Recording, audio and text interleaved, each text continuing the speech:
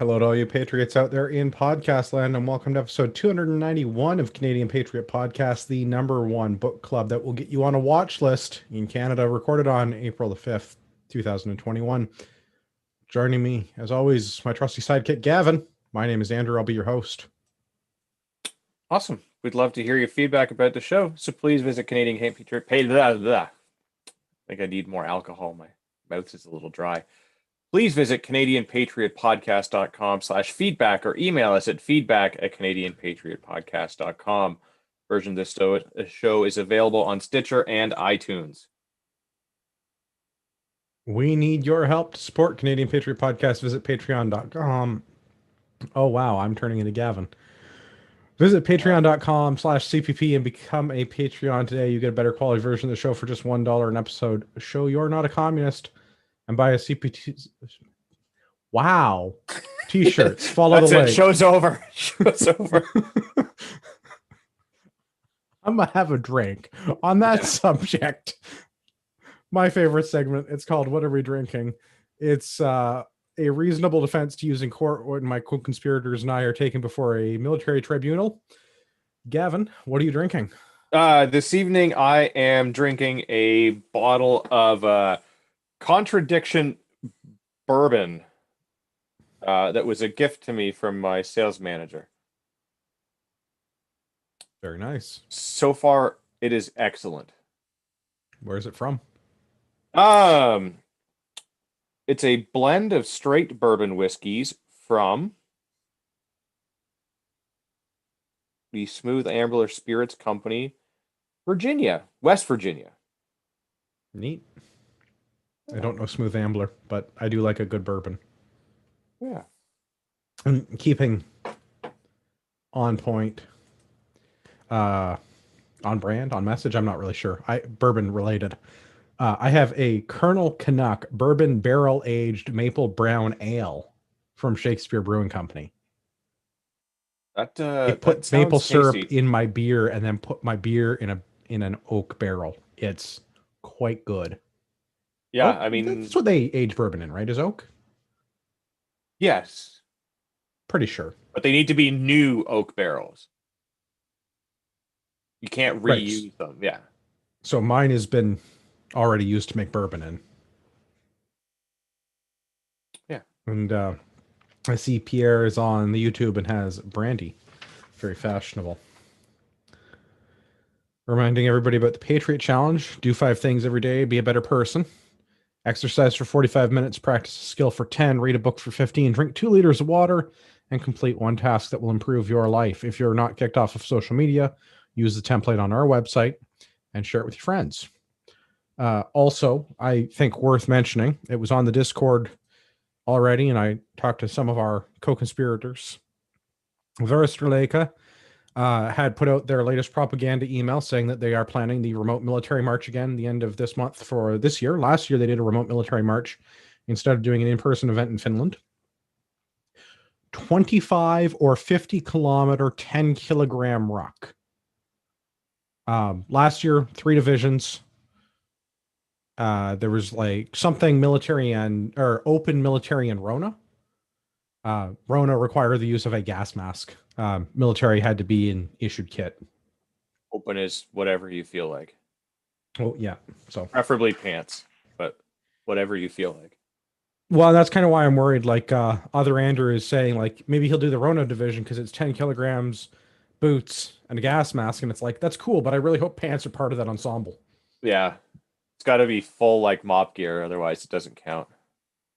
No, I just don't want to go rucking with him not wearing pants. Yeah.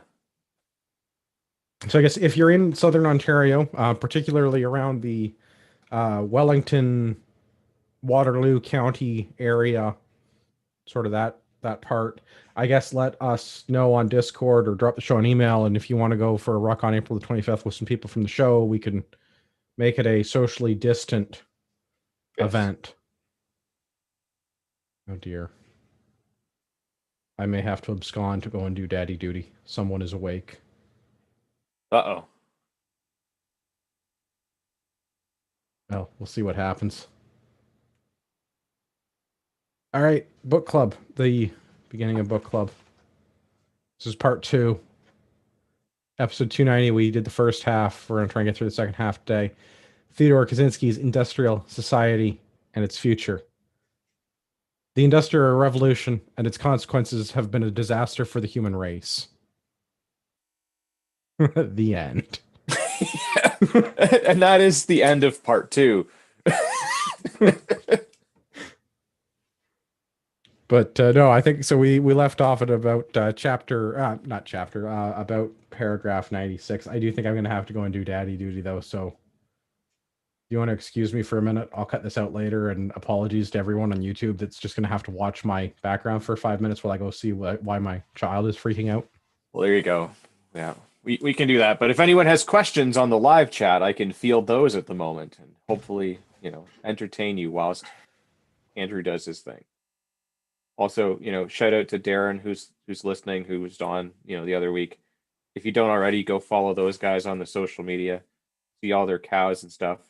Ask him questions about how to be, better prepared for growing your own stuff. Because, eventually society will collapse, including technology.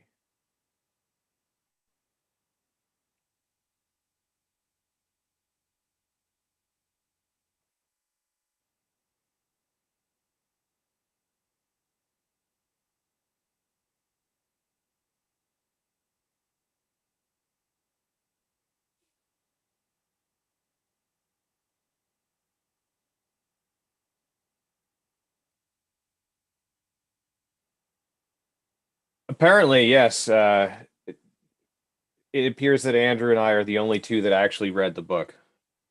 And when will t-shirts be back in stock? I am not sure, but hopefully soon. Our t-shirt guy, Tim, has been on a bit of a hiatus. But we can drop him a line and see what's up with that.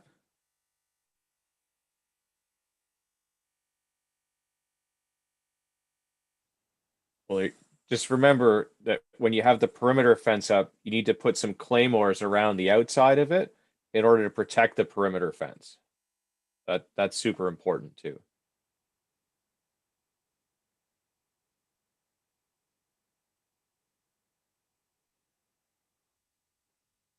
Yes, Mark, that would be Liberal Tim from Tim's Good Teas. They are quite good.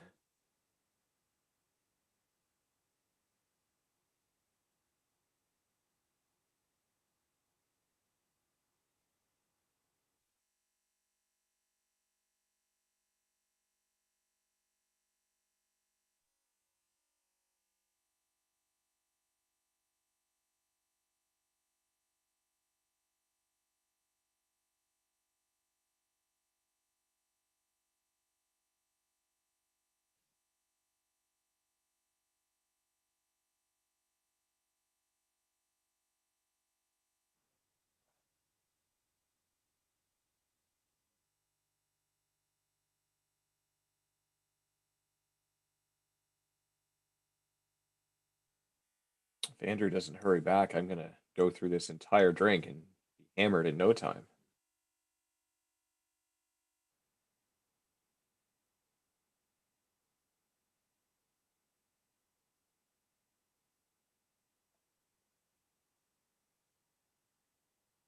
New courses. At the moment, no, but hopefully we will be announcing some dates shortly. I guess we were kind of waiting to see what the government was doing with letting us do things or not do things. They've decided, I guess, to go on the side of not doing things for another 26 days or something it is at the moment.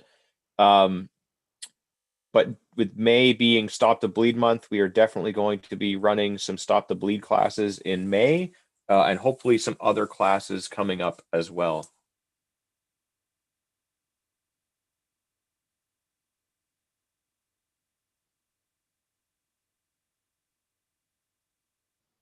And yes, I believe it's more in reference to like a republic or whatever has a lifespan of some 200 or so years, give or take. But yeah, basically everything has about a 200-year shelf life, and then it collapses and burns.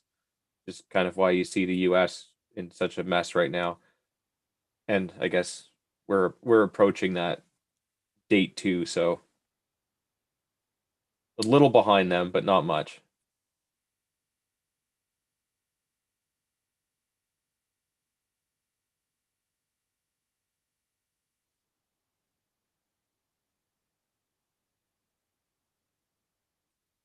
Yeah, once I'm allowed to travel, Mark, I'll make my way to Winnipeg and we can put something on, and I will add the suggestion for no more Mr. Nice Guy. I think that's been suggested previously as well, um, by somebody else, so I'll definitely add that to the list. Always looking for more stuff to read, although it seems like some of the other guys are slacking lately on their reading.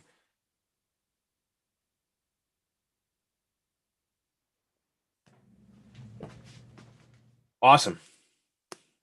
Yeah, All right, what did I have miss? guns and kit and do travel. So, nothing. I'm just answering the questions and getting hammered. Okay. I uh, I had to change the pee diaper, and we didn't have a fire truck for bedtime because it's impossible to sleep unless you have a toy fire truck. I'll allow it. I mean, yeah. To get through all the questions, is there anything else we need to do? Uh, Carry on with the Uncle Ted. All right. The mass media are mostly under the control of large organizations that are integrated into the system. Anyone who has a little money can have something printed or can distribute it on the internet or in some such way. But what he has to say will be swamped by the vast volume of material put out by the media. Hence, it will have no practical effect. To make an impression on society with words is therefore almost impossible for most individuals and small groups. Take us, Freedom Club, for example. If we had never done anything violent and had submitted the present writings to a publisher, they probably would not have been accepted. If they had been accepted and published, they probably would not have attracted many readers because even more fun to watch the entertainment put out by media than to read a sober essay. Even if these writings had had many readers, most of these readers would soon have forgotten what they had read as their minds were flooded by the mass material to which the media exposes them. In order to get our message before the public with some chance of making a lasting impression, we've had to kill people. Paragraph 96 is primarily where I disagree with Theodore. Yeah, I mean he. Once again, I don't think he's necessarily wrong in his assessment. I mean, he's as you know, people that are involved in a not mainstream media outlet. Um, yeah, This is an entertainment show, sir. we are drowned out by all of the other people that are more Yeah, because we don't mainstream than get we $6 are. million a year or whatever, $600 million a year from the federal government like the CBC Yeah, does. yeah. So I But they mean, have to fellatiate Trudeau, and I get to talk shit about the prime minister. So even trade, really. yeah, I'd much rather talk shit about. Would you fillet the prime minister for $600 million? There's a lot I would do for $600 million, and if it was somebody else, absolutely, but not him. So we've established that it's possible. We're just haggling on the price. Okay. Yeah. For him though, I don't think they're like no that he'd like it too much. That's the problem. And no, Yeah. This part of the essay is where I kind of, I don't know. We talked about this a little bit last week. It's two parts. There's the return to nature, pre-industrialized world, small groups and societies thing that's kind of like, it's a little bit granola, but generally I'm like, I can get on board with.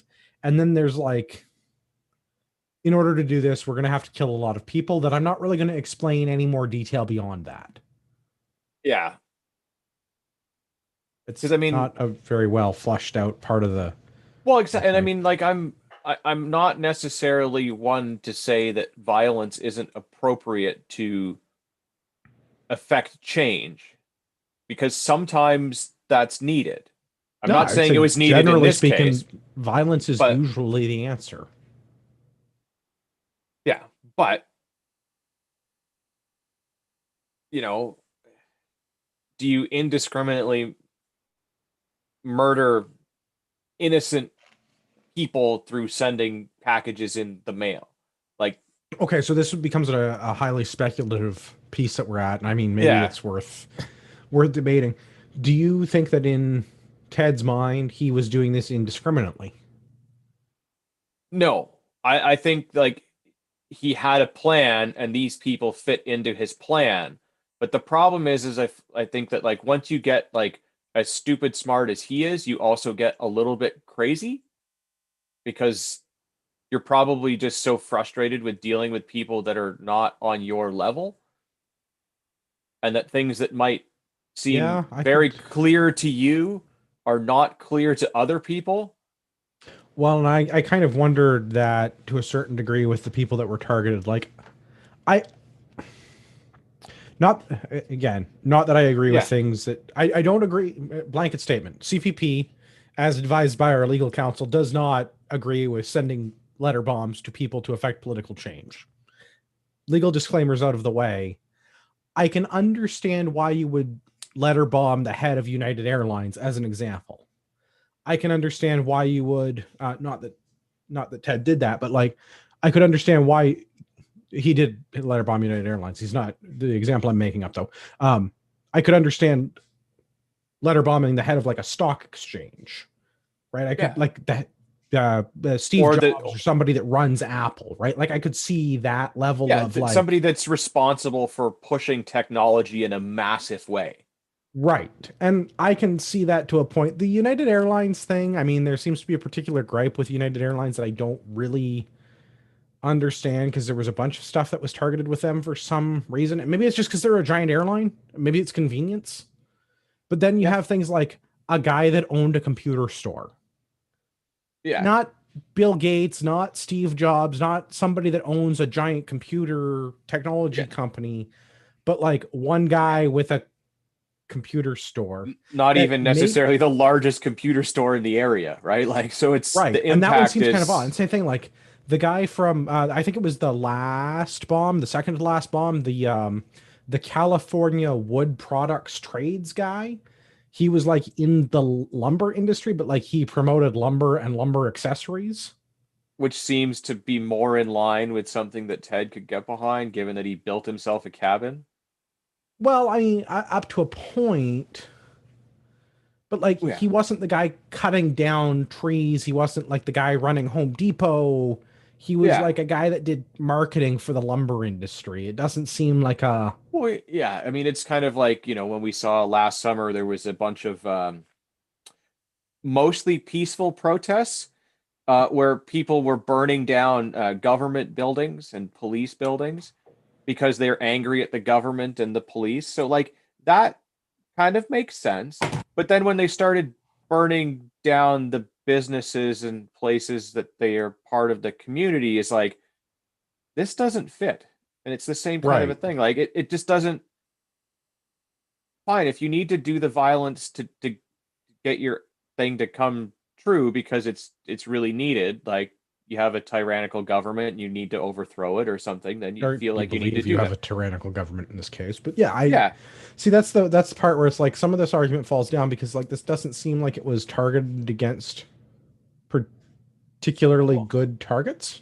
and that's the thing where it's like, so okay, I'm sure, like I said, he's used to dealing with people and being frustrated because like he can't dumb things down enough for the average person who's even intelligent to understand, because he's just so far beyond their level that like if you throw a layer of slightly crazy on top of that, that's going to feel the same to him when he tries to explain something to somebody Sure. but they don't understand it. He's going to feel that same frustration, so he's just not even going to bother, and there's no way for him to tell whether it's because he's so much smarter than them or because like in this instance he's actually crazy and can't explain it because there is no explanation. Well, and that okay, so that leads me to my next point with this, with the we have to bomb people to get the message out there. The bombing campaign started in the early 70s, like 73, 74-ish, and the manifesto wasn't published until 95. And there's end notes, or pardon me, there's footnotes in the manifesto that reference stuff that's happening in like 1992, 93. So like clearly the manifesto is being worked on. I don't feel like it's the product of like 20 years of work though. 20 weeks of work, maybe. Yeah. I mean, it's probably, something that he kind of wrote over a short period of time at the beginning, and then kind of, would go back to it periodically to refine things and clarify things or add something new that he kind of just came up with, or kind of had that, eureka moment. Yeah, he's read something that's like I would say he's sitting in his bathtub, but he didn't have one of those in his yeah, cabin, so the local sort of stream like maybe. some sort of like observation or confirmation bias. Like he read something that agreed with his Yeah, ideology, so he referenced it as a point in his favor. yeah, I don't know.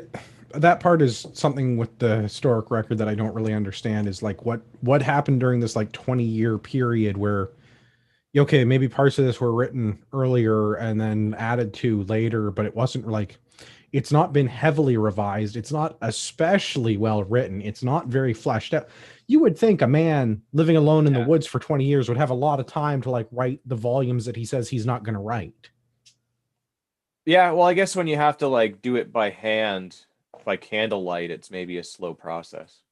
I mean, I don't know. There's something with that part of that to me does not like I'm clearly missing some piece of information. Like it just does not make logical sense. Yeah, it But again, like he letter bombed seemingly mostly random executives, so well, scientists and well, university yeah, professors. So it's like, but people that didn't really in any meaningful way to contribute to the advancement of industrial society. well, I don't know about that. I mean, the CEO or the president of United Airlines, geneticists at universities. I could see some of that, but then you have like random computer store owner, and that's like, Yeah, but even like the CEO of an airline, like he's not the guy that's creating airplanes and all of that stuff. Where it's like there wouldn't be a CEO of United Airlines if you couldn't make airplanes anymore, right? Like, right. And that's, I mean, I'm trying to apply logic to an illogical situation, yeah, and I'm also not operating on the same level that Ted's operating on. Obviously, I don't have an 170 IQ, so like there's probably stuff there that like is just over my head from his perspective. yeah, But I don't know, something about that doesn't yeah. add up Just with that paragraph, man. it doesn't fit. Yeah, it's he's been so bang on everything else, and then this is where it's just like, yeah. Well, I don't The know that he's first not. part of it's right. It's that I don't know last that part he's about the not going bang about how he goes on. about it. Well, I mean, as a thought exercise, do you suppose if he didn't send a bunch of bombs and kill a bunch of people, that we'd be talking about him another 20 But that's the years thing. later? Did he even try? Right? Like I guess we don't really know. Yeah, I don't doubt that like to get his message out, he would have had to have done or get his message out in any sort of meaningful capacity where a large scale of people would have heard about it and read it. He would have needed to do something grandiose. But what that was didn't necessarily need to be what it was, right? Like he could have, yeah, fair. staged a mostly peaceful protest or something like that, right? To generate some, I guess, interest in his thoughts. Yeah, I don't know. I still feel like there's something missing there, but Yeah, and I think we're always going to be kind of left like that because I mean he doesn't really talk a whole lot, and again, what's obvious to him is probably super complicated to us. well, onward, more highlights. Constitutional rights are useful up to a point, but they do not serve to guarantee much more than what might be called the bourgeoisie conception of freedom. According to the bourgeoisie conception of freedom, a free man is essentially an element of a social machine and has only a certain set of prescribed and delimited freedoms, freedoms that are designed to serve the needs of the social machine more than those of the individual. And it goes on and talks much about other political theories, socialist China, and so on. The Trudeau model of government. Well, and then we get into some history. In the history part, the principles. I don't know if there's a way to shorten this, but there are, I think he's got 5 principles. Yeah. First principle, if a small change is made that affects long-term historical trend, then the effect of that change will almost always be transitory. The trend will soon revert to its original state. Second principle, if a change is made that is sufficiently large to alter predominantly a long-term historical trend, then it will alter society as a whole. In other words, a society is a system in which all parts are interrelated and you cannot permanently change any part without changing all of the other parts as well. Third principle, if a change is made that is large enough to alter permanently a long-term trend, then the consequences for society as a whole cannot be predicted in advance. Fourth principle, a new kind of society cannot be designed on paper. Fifth principle, people do not consciously and rationally choose their form of society. Society is developed through processes of social evolution that are not under rational human control. Not, again, like I have nothing to disagree with any of that, but it's also like the next several sections of the essay are, we don't know what to do next and we don't have a concrete plan for how to achieve it because we can't rationally predict how it's going to work out. But let's blow some people up. But let's blow some people. Yeah, that's kind of the... There's been a consistent tendency going back to at least the Industrial Revolution for technology to strengthen the system at a high cost to individual freedom and local autonomy. Hence, any change designed to protect freedom from technology would be contrary to fundamental trend in the development of our society. Consequently, such a change would either be a transitory one, or, if large enough to be permanent, would alter the nature of our whole society. Any attempt to reform would be too timid to be effective. Thus, permanent changes in favor of freedom could be brought about only by persons prepared to accept radical, dangerous, and unpredictable alteration of the entire system. In other words, revolutionaries, not reformers. And I think we talked a little bit about revolution versus reform last week, right? We got into that. There's no, basically conservatives suck and there's no way to conserve something that can't be conserved because the system keeps changing.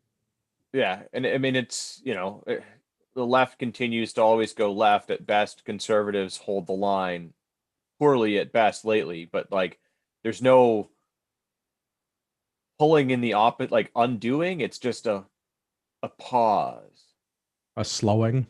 Yeah. Well, let's hit on conservatives more. Not like hit on. Let's beat on them. Bash some conservatives. Yeah. Conservatives and some others advocate more local autonomy. Local communities once did have autonomy, but such autonomy becomes less and less possible as local communities become more enmeshed with and dependent on large-scale systems like public utilities, computer networks, highway systems, the mass communications media, and the modern healthcare system. Also, operating against autonomy is the fact that technology applied in one location often affects people at other locations far away. Thus, pesticide or chemical use near a creek may contaminate the water supply hundreds of miles downstream, and the greenhouse effect affects the whole world. The system does not and cannot exist to satisfy human needs. Instead, it is human behavior that is to be modified to fit the needs of the system. This has nothing to do with political or social ideology that may pretend to guide the technological system. It is not the fault of capitalism, and it is not the fault of socialism. It is the fault of technology because the system is guided not by ideology, but by technical necessity. Of course, the system does satisfy many human needs, but generally speaking, it does this only to the extent that it is to the advantage of the system to do it. If it is the needs of the system that are paramount, not those of the human being. So yeah, more of the same. The system is all for itself. And now we get to stop blaming socialism for a minute. Yeah. Don't worry, we're going to be on socialism some more later. Yeah. I mean, I think it was somewhere in this section of the book where he talks about how like certain things, like at first it makes you look like you're free, but really it's the stripping away, and he compares it to like the advancement of the automobile. Oh, I don't know when we're going to get to that section. I don't remember what chapter that's in, but the automobile I, stuff. I God damn, if every time I sit at a red light, I don't think about like this is the stupidest thing. Well, and I think that like it explains the whole sort of phenomena that he's sort of getting at it perfectly. Um, yeah, I can't remember. It's this section. I know it's somewhere around this part of the novella essay, somewhere around there. Um, but I guess just I don't know. Do you want to talk about it now, or do you want to hit on it later if we figure out where it fits better? I'm looking for my margin note because I specifically wrote in the margins when I was reading that I thought, but I can't seem to find my. I have a lot of margin notes. I've never had all of the other books that we've done for book club. I have not had so many notes to myself in the margins. Well, Likely because I don't. Well, I they're normally not I written by use. guys with 170 IQ, Well, condensed no, it's down usually into. because I use real books and I don't deface my actual books. But because this is just a printout of a PDF, I mean, I like instead of Yeah, writing on post-it notes and putting it in, I just like scrawled all over the page every time something caught yeah, my attention.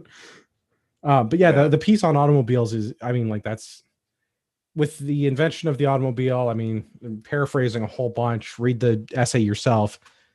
The essay is supposed to make people more free. You're not supposed to have to be. You can go further than walking or riding on horses, and you don't have to care for horses. Automobiles are reasonably low maintenance by comparison. You put yeah, fuel in them and you service them occasionally. yeah. You can go further, faster, and And without interaction with other people to do these one things. and at first, when very few people had automobiles, you could basically drive them anywhere that you wanted, and there were no rules really governing them. Right. But But over time, that changes, and urban planning goes to favor automobiles yeah, over the pedestrians, other yeah, forms of transit. And over time, the laws and the rules of the road change so that everyone has a car. So now, rather than a car being a convenience, a car becomes a necessity. And urban planning takes the shape of favoring automobiles to the detriment of literally every other form of transportation. You can yeah. no longer walk from place to place because places are too far away. You can't live somewhere and then work somewhere nearby because those two places are now designed to be serviced by people with vehicles, so they're further Well, away. that and even if you know you lived a reasonable distance that you could walk, chances are that like you may need to cross over areas that you're just not allowed to walk on anymore because those are for cars and cars only. Like you can't walk on the side of the highway. Right. That's not allowed. So you now have what was a great advancement and did bring people freedom for a very brief period of time, has now restricted us in many ways in terms of how we travel. So even by traveling by car, you can't just drive wherever you want. You have to drive in the designated spots at the designated speed limit and all of the other rules that go with it, and buy your licenses and all that nonsense. But then, oh great, well I could always just walk or ride my bike. Nope. Can't Not do allowed that to do here. that. Can't do that here. Can't do that. Like so, you're not any freer. You're now more restricted. But You're everyone more still thinks restricted that, as a result. yeah, And like every time. I shouldn't say every time, that's hyperbole, but frequently when I'm sitting at a stoplight waiting for my turn to go and there's no one else around, like yeah, it's 3 o'clock he in the makes good morning. points. He makes really good points. It's hard to argue because, like, yeah, me at a stoplight by myself at 3 in the morning. Why am I sitting there waiting for the light to turn? Because that's the rule. Because I've been conditioned to follow the rule. Yeah, Because it would and be you don't illegal want for to me to get not do yeah, that. you don't want to get that ticket. But it's like there's not even a cop around, but you still sit there because just in case. Right. Because that's the rule. Because Yeah, you have to follow the rules. Yeah. I mean, some of this stuff is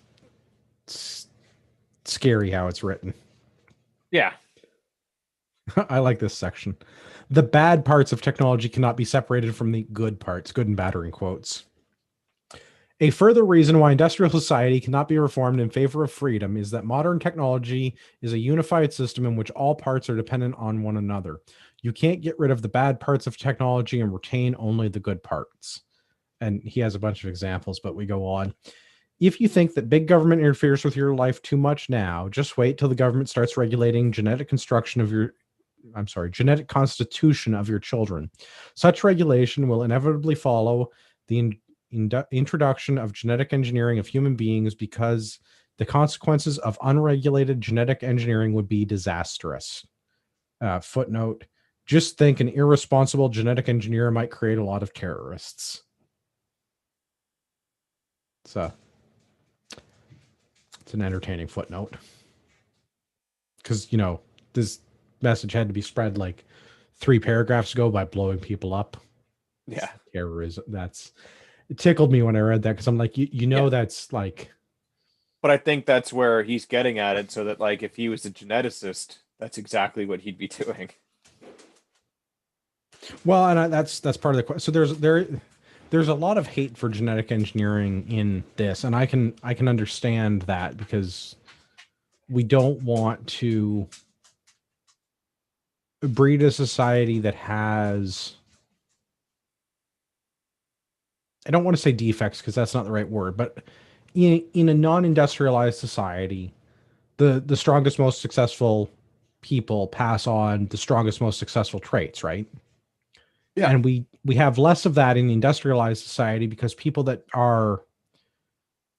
have some sort of a lack of a better term defect. I feel like the PC police is going to be on my case for saying something so atrocious in the current year. But well, they have something that, like, you know, a century or two ago would have been detrimental to their survival. They can now survive quite easily with and pass that on. Well, and it's the passing it on part that is the biggest, I think, the biggest problem. Taking a simple example like diabetes. Yeah. Diabetes is bad, right? People who can't regulate their blood sugar, like that's a bad time for them and everybody involved. Yeah. And type 1 diabetics, up until recent history, would not survive very long, right? Banting and Best did insulin, in like 1916 or something in London, Ontario, actually. Fun side note. I've been to the museum. It's quite nice. But yeah, so we've been dealing with like type 1 diabetes and insulin for like 100 years ish. And prior to that, type 1 diabetics just don't survive. So diabetes as a genetic trait is not commonly passed on, but now we have that being regulated and cared for by our healthcare industry at great cost. And those people are able to reproduce, and that genetic defect gets passed on and can be detrimental to their children and so on and so forth.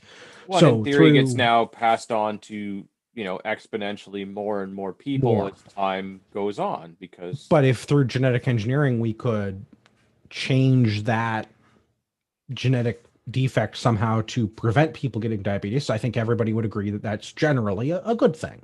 Yeah.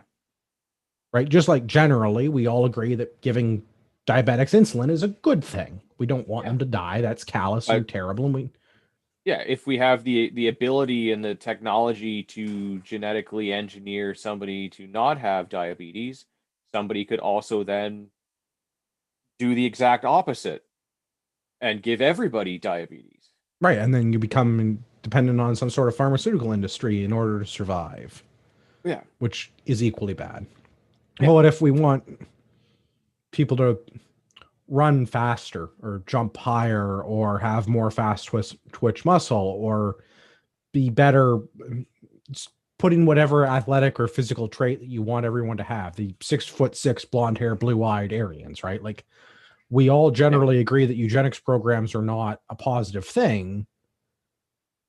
So do we not screen out genetic defects, and do we not do genetic engineering? The crux of the issue becomes, in medical ethics, what is, or I guess who gets to decide what is ethical?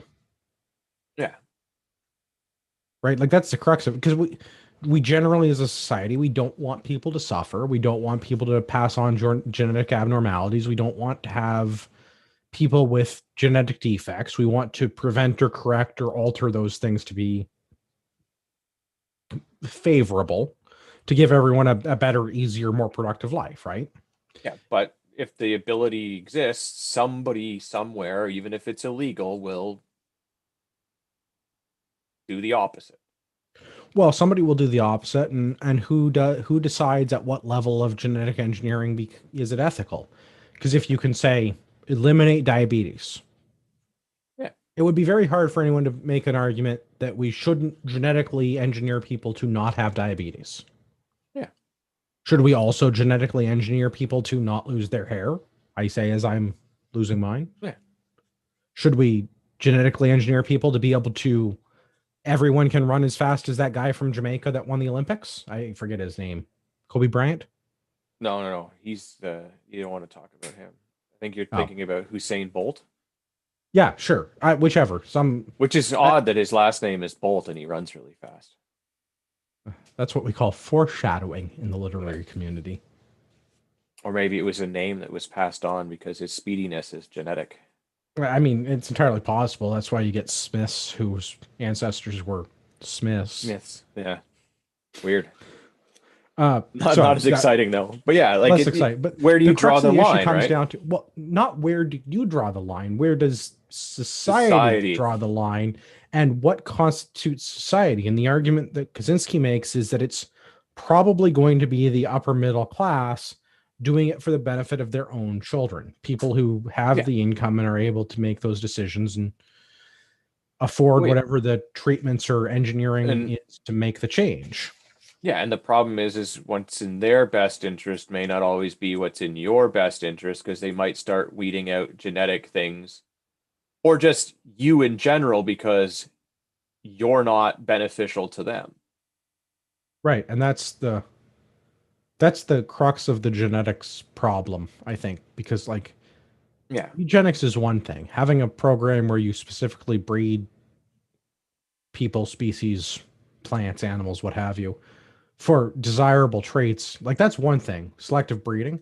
But when you're altering genetic material to do that, that's Well, a whole or other. screening. I mean, like, so I mean, it might not even be that they're going to alter your genetic makeup, but they might be just looking at your genetic makeup. So you're like a little, embryo, and they scan you, and they're like, oh, you don't meet the standard, so get Well, rid of is that genetic engineering or is that just eugenics?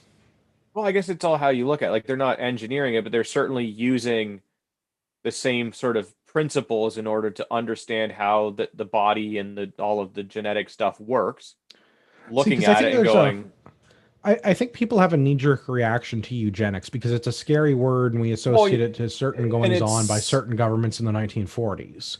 well, yeah, but And it's all how you use it. Because yeah, when you're using it with plants and you take this plant that is good for this particular characteristic, and you take another one that's very similar and you crossbreed them in order to make a stronger variety that handles temperature fluctuations and resistance to insects or whatever else, like then that's generally a good thing. But you're not like talking about a human being where it's like if the plan fails and you kill the plant, big friggin' deal.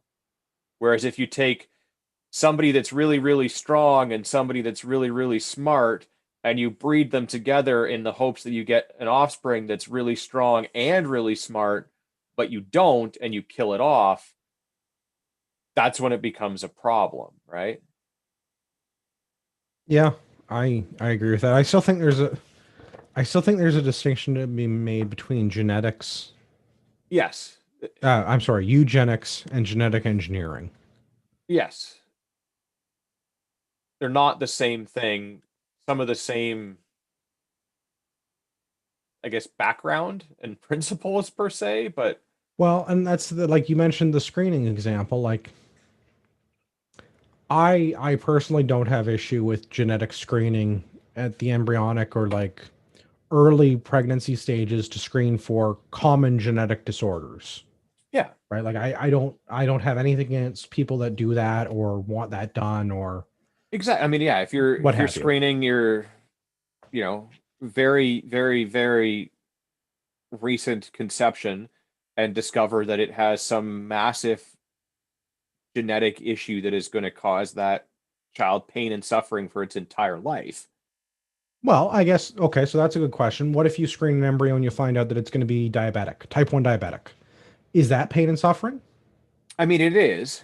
But we can give them insulin. They can live a normal, healthy, Yeah, happy but life. that's the thing. Like that's again where do you start drawing that line, and that's where it starts to become a thing. It's one thing when it's like, yeah, this kid is going to be born with like no arms and legs, where it becomes a little bit easier to go, yeah, like that's going to be a really awkward and I don't know, man. uncomfortable. I think you But run into a like, really slippery slope on that but argument. that's exactly what it is, though, right? Like there's a line, and there's always that like, I don't think there's a line. I think there's a big fuzzy 50 Shades of Dorian Gray going on. I don't think that's the well, right yeah, book. I'm mixing my novels.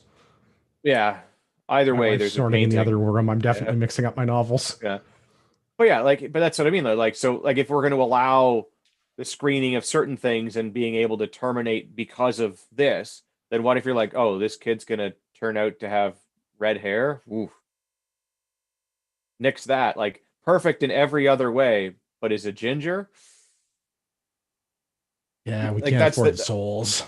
that's the problem, right? Like, it starts to, and that's why, like, you can't have the good and the bad of technology because you start getting into weird things like this where, well, where do you The draw that solution line? is no technology, and then we don't have to have the debate.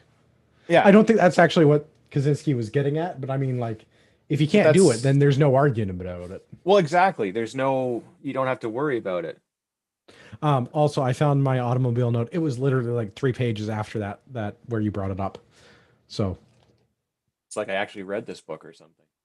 it is not possible to make a lasting compromise between technology and freedom because technology is by far the more powerful social force and continually encroaches on freedom through repeated compromises. Examples about neighbors, technology, da da da, whatever. The automobile example. A technological advance that appears not to threaten freedom often turns out to threaten it very seriously later on. For example, consider motorized transport. A walking man formerly could go where he pleased, go at his own pace without observing any traffic regulations, was independent of technological support systems. When motor vehicles were introduced, they appeared to increase man's freedom. They took no freedom away from the walking man. No one had to have an automobile if he didn't want one. And anyone who did choose to buy an automobile could travel much faster and further than the walking man. But the introduction of motorized transport soon changed society in such a way as to restrict greatly man's freedom of locomotion. When automobiles became numerous, it became necessary to regulate their use extensively. In a car, especially in densely populated areas, one cannot just go where one likes at one's own pace. One's movement is governed by the flow of traffic and by various traffic laws. One is tied down by the various obligations, license requirements, driver tests, renewing registration, insurance, maintenance required for safety, monthly payments on purchase price. Moreover, the use of motorized transport is no longer optional. Since the introduction of motorized transport, the arrangement of our cities has changed in such a way that the majority of people no longer live within walking distance to their place of employment, shopping areas, and recreational opportunities. So they have to depend on the automobile for transportation, or else they must use public transportation, in which case they have even less control over their own movement than when driving a car. Even the walker's freedom is now greatly restricted. In the city, he can continually has to stop, wait for traffic lights that are designed mainly to serve auto traffic.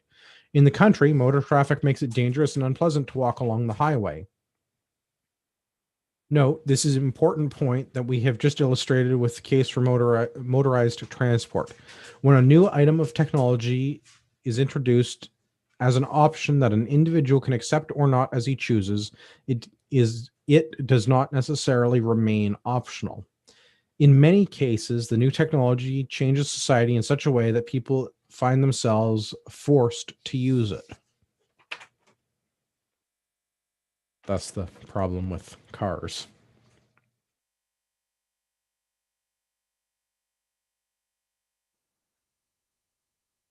More complaints about that. Propaganda. Okay, so I have a. I think I said last time, I think I only had a couple of highlighted footnotes. This is one of the footnotes. Technicians, we use this term in its broad sense to describe all those who perform a specialized task that requires training, tend to be so involved in their work, their surrogate activity, that when a conflict arises between their technical work and freedom, they almost always decide in favor of their technical work. This is obvious in the case of scientists, but also applies elsewhere. Educators, humanitarian groups, conservation organizations do not hesitate to use propaganda or other psychological techniques to help them achieve their laudable ends. Corporations and government agencies, when they find it useful, do not hesitate to collect information about individuals without regard to their privacy. Law enforcement agencies are frequently inconvenienced by constitutional rights of suspects and often of complete innocent persons. And they do whatever they can do legally or sometimes illegally to restrict or circumvent those rights. Most of these educators, government officials, and law officers believe in freedom, privacy, and constitutional rights, but when these conflict with their work, they usually feel that their work is more important. A footnote on propaganda. When someone approves of the purpose for which propaganda is being used in a given case, he generally calls it education or applies to it some similar euphemism. But propaganda is propaganda regardless of the purpose for which it is used. I really like that definition of propaganda.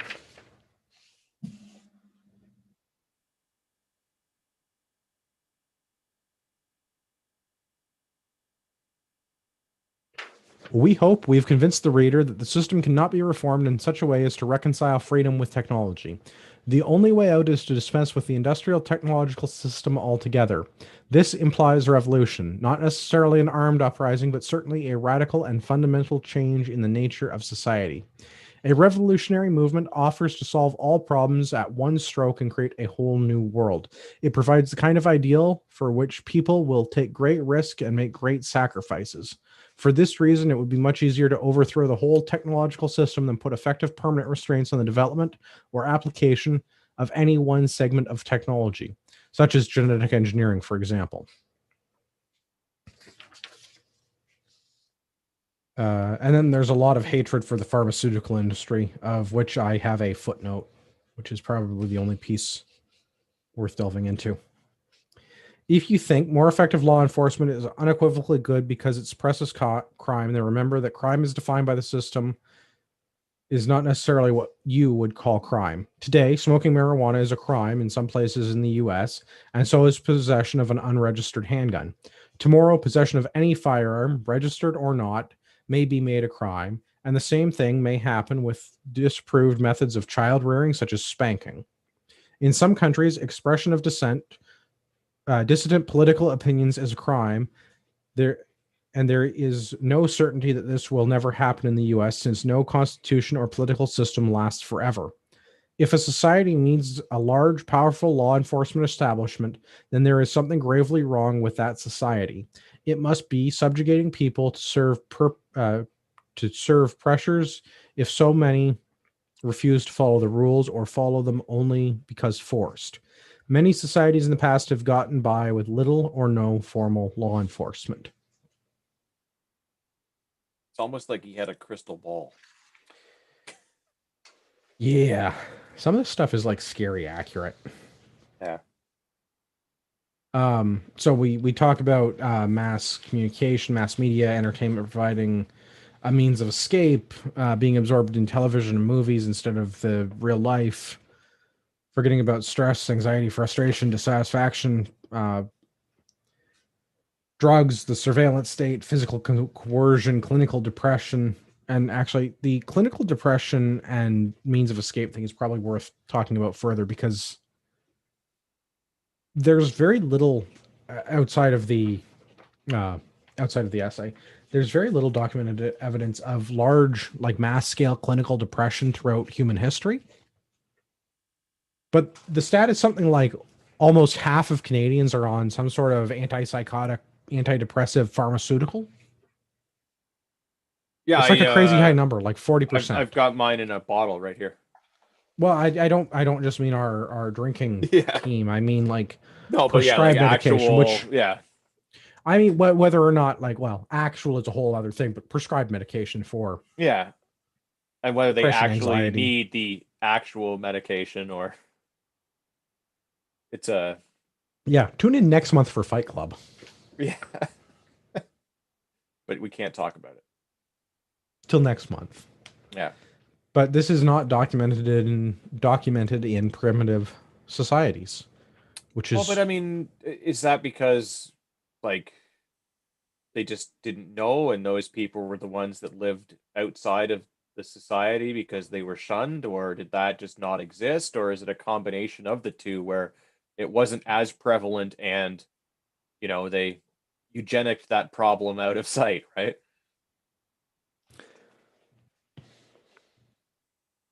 okay. Fair criticism. Maybe it just the problem sort of went away, went Yeah. off into the woods and never came back. Like maybe that, yeah, eugenic the problem away. Sure, maybe. Um, Alternative theory, maybe primitive peoples were just less depressed because they were busy doing things that were not surrogate Well, activities. yeah, I'm sure it's a combination of the two things, but mostly probably because like they were just too busy getting on with surviving that they didn't have time to feel happy and or sad. Right, because they And were busy like worrying about, well, can I take down that well, elk? Can I eat it? that and like, there's all kinds of science that backs it up. So like when you do physical activity, which they would have needed to do in order to perform basic survival activities back then, like hunting, building their houses and maintaining all of the things that they need to do, all of the stress hormones that your body creates, physical activity burns that off. So you don't feel as stressed and you put out all the good endorphins that make you happy, or at least not sad, through physical activity. So that would have been a more regular thing for them. So they just wouldn't have been Well, depressed in the same way that, you know, emo I kids think are these that's days because all well, they I think do is that's a sit big and part of it is you're not doing as many surrogate activities because you're busy like growing food or hunting yeah, food or trying to stay dry or warm or otherwise not die due to exposure, yeah, right? So there's a big part of that. But I mean, even like doesn't have to be even like super primitive societies, like pre-industrial, like medieval Europe, which I mean, 1,000 years ago, we have like fairly well documented primary and secondary sources. People generally like didn't live very long. Life was very hard unless you were like a part of a very small nobility. But no one really, there's not any, I don't remember reading any material about anybody being like depressed or on antipsychotics or being sad, or they were like, well, hope we don't die from famine this year. Hope the next plague doesn't get us. And like medieval peasants living in like reasonably large urban centers, places like London and Paris. I mean, 1,000 years ago it would have been Londinium, but like same difference. yeah.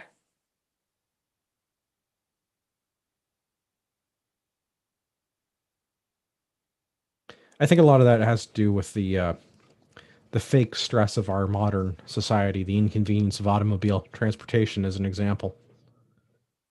So many people suffer from road rage, right? Like just the stress of getting to your job upsets people. And then the stress of like the fake money system and paying for your houses and your expenses and feeding your lifestyle and keeping up with the neighbors and all of the other, making sure you have the latest Marvel comics, book, movie, superhero action figures or what have you. I think there's a lot of fake stress being put on people. Not to say that the stress isn't real, but like the cause of the stress. It's not a like it's not a real stress. I know there are people that complain about like we live in food deserts in cities and stuff because like nutritious good food is hard to find and can be expensive, and like I understand that that's a complaint, but also food is terribly abundant. Like you get in your car, you drive to McDonald's, you get 4,000 calorie meal for like $20. It's not. Yeah. I don't know. I feel like a lot of this is fake and gay stresses that are not real stresses. I feel like a lot of people are upset about I'm going to call them the wrong things, like inconsequential or trivial things that don't Well, really yeah, impact your life in a their sports meaningful ball way. team didn't make the playoffs, or so and so that they don't even know said something negative about them on the social media, Yeah, see, it's that kind and of stuff. like, Is like they're getting mad about people they don't even know, or worse, they're getting mad about people they don't know that don't care about them. Like they're concerned about celebrity gossip. Because did you see what so and so did on The Bachelor last week? Because that's a thing to be upset because they're using some sort of like entertainment media as an escapism to get out of having to deal with their own shitty situation. So they're mad about what Becky on The Bachelor did. yeah.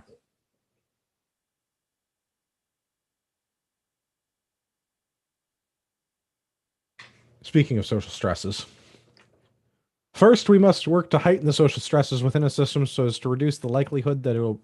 I'm sorry, that's wrong. To increase the likelihood that it will break down or be weakened sufficiently that a revolution against it becomes possible. Second, it is necessary to develop and propagate an ideology that opposes technology and the industrial system. Such an ideology can become the basis for revolution against industrial society if and when the system becomes sufficiently weakened.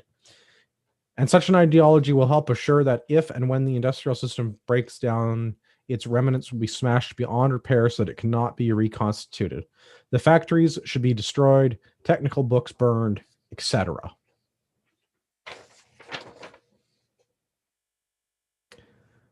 The people whose behavior is fairly well under control of the system are the type of people that might be called bourgeoisie. But there are a growing number of people who, in other ways, are rebels against the system: welfare leeches, youth gangs, cultists, Satanists, Nazis, radical environmentalists, militiamen, etc. The system may become a unitary, monolithic organization, or it may be more or less fragmented and consist of a number of organizations coexisting in a relationship that includes elements of both cooperation and competition. Just as today, the government, the corporations, and other large organizations both cooperate and compete with one another. Human freedom will have vanished because individuals and small groups will be impotent vis-a-vis large organizations armed with super technology and the arsenal of advanced psychological and biological tools for manipulating human beings. Besides instruments of surveillance and physical coercion, only a small number of people will have any real power, and even these probably will have very limited freedom because their behavior too will be regulated. Just as today, our politicians and corporation executives can retain their positions of power only as long as their behavior remains within certain fairly narrow limits. So we're getting to the what do we do about it? Blow people up. Oh, An option. yeah. The industrial system will not break down purely as the result of revolutionary action. It will not be vulnerable to revolutionary attack unless its own internal problems, the development lead to very serious difficulties. So if the system breaks down, it will do so either spontaneously or through a process that is in part spontaneous but helped along by revolutionaries. If the breakdown is sudden, many people will die since the world's population has become so overblown that it cannot even feed itself any longer without advanced technology. Even if the breakdown is gradual enough that so the reduction of the population can occur through lowering of the birth rate, then through the elevation of the death rate, the process of deindustrialization probably will be very chaotic and involve much suffering. It is naive to think that it is likely that technology can be phased out in a smoothly managed, orderly way, especially since technophiles will fight stubbornly at every step. It is therefore cruel to work for the breakdown. Sorry, this is a question. Is it therefore cruel to work for the breakdown of the system? Maybe, but maybe not. In the first place, revolutionaries will not be able to break the system down unless it is already in enough trouble so that there would be a good chance of its eventual breaking down by itself anyway. And the bigger the system grows, the more disastrous the consequences of its breakdown will be. So it may be that the revolutionaries, by hastening the onset of the breakdown, will be reducing the extent of the disaster. In the second place, one has to balance the struggle of and death against the loss of freedom and dignity. To many of us, freedom and dignity are more important than a long life or avoidance of physical pain. Besides, we all have to die sometime, and it may be better to die fighting for survival or for a cause than to live a long but empty and purposeless life. Kaczynski goes on to talk about how the revolution may or may not work in very vague terms, the strategy around that. The only goal that's really mentioned, our goal is only to destroy the existing form of society. The essay does not explain what his next steps are. And I think part of that is rule number 4. Well, rules number 3 and 4. We can't design a system on paper, and we can't determine the outcome in advance, right? Those were his 4 or 5 rules from history. Yeah. As for the negative consequences of eliminating industrial society, well, you can't eat your cake and have it too. To gain one thing, you have to sacrifice another. Most people hate psychological conflict. For this reason, they avoid doing anything serious about difficult social issues, and they like to have such issues presented to them in simple black and white terms. This is all good, and that is all bad. The revolutionary ideology should therefore be developed on 2 levels. On the more sophisticated level, the ideology should address itself to people who are intelligent, thoughtful, and rational. The object should be to create a core of people who will be opposed to the industrial system on rational, thought-out basis, with full appreciation of the problems and ambiguities involved, and the price that has to be paid for getting rid of the system.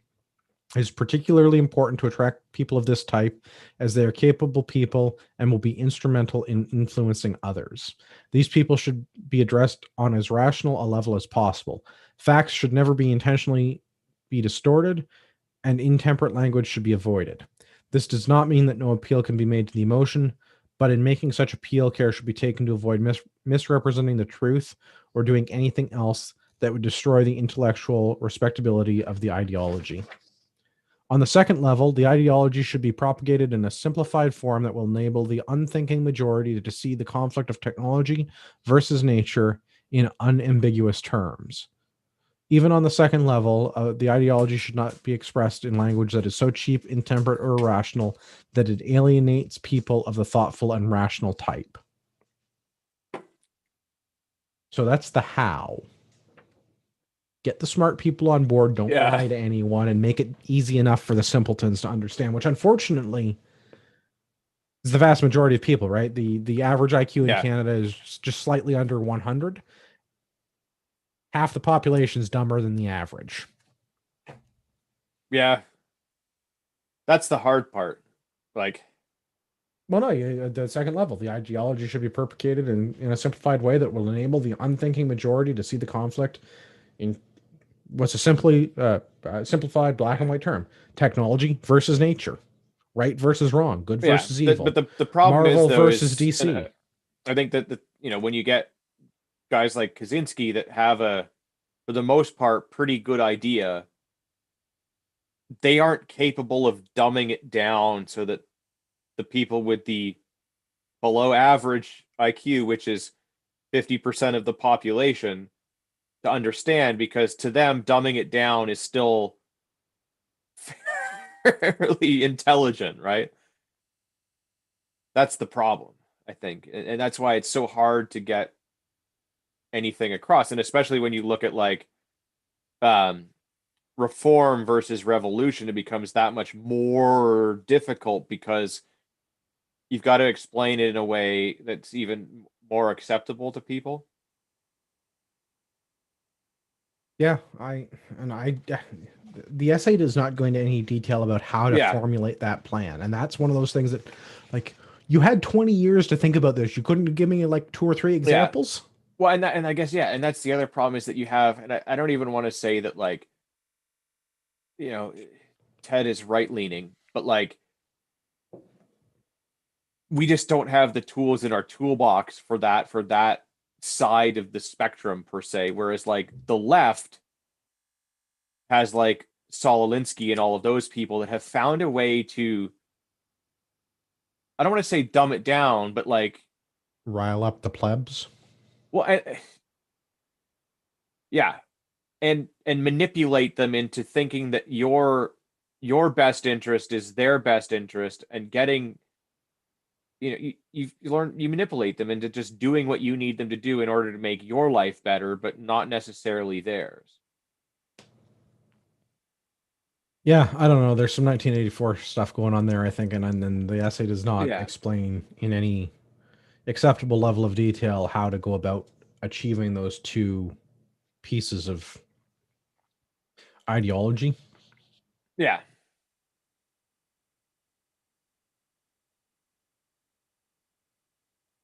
Maybe that was for the sequel that he was going to release. I don't know. Well, we'll go on attacking the system. There's a whole bunch of stuff about how this needs to happen. Part of it we already touched on with the breakdown of the system. It has to already be done when the system is breaking down, or it won't succeed unless the system has already started to fail in some way. So all we can do is help it along. But like, it's also likely the system is like going to fail. No society really lasts for that long in human Well, we history. kind of talked about it a little bit earlier when you were on your hiatus. Hmm. 200 years ish is kind of the ballpark for like, I mean, I think it typically applies to a republic, but like same difference. Yeah, I That, think that the maybe there's lifespan some. of give or take, that's kind of when things start to fall apart. I think there's maybe some Eastern, particularly Far Eastern differences in history through that. I'm thinking like the Islamic world and China, particularly, maybe Korea to a certain extent. Right, China is a particular example where like we have dynasties that have lasted hundreds of years, but I mean, is changing dynasties the same thing as a societal shift? I don't know if that counts or not. I mean, I guess it depends on like how drastic the change from like the Ming to the Qing to the whatever dynasty was, right? Like I'm not an expert on that part of the No, world or and there, neither am but I. like, But I mean, like I can think of examples, particularly like Far Eastern examples of we had things lasting a little bit longer than that 200, but maybe that's the like maybe those that's the happened, outlier. well, or like that happened longer ago. Well, I guess maybe not, because I mean, like the Roman Empire and all that was kind of a long time ago too. But Well, the Roman Empire, but like which Roman Empire? Because the same thing. Like there was like you could think of that as a like a dynastic change, right? The first, second, yeah, and then Holy Roman Empires. Like those were three effectively different empires. yeah, yeah. I'd say like I mean, more or less, I would say like obviously there are some on the lower end that like you bell curve it, right? So like I think that like Yeah, half them are dumber. I no, that's a different yeah, bell curve. yeah.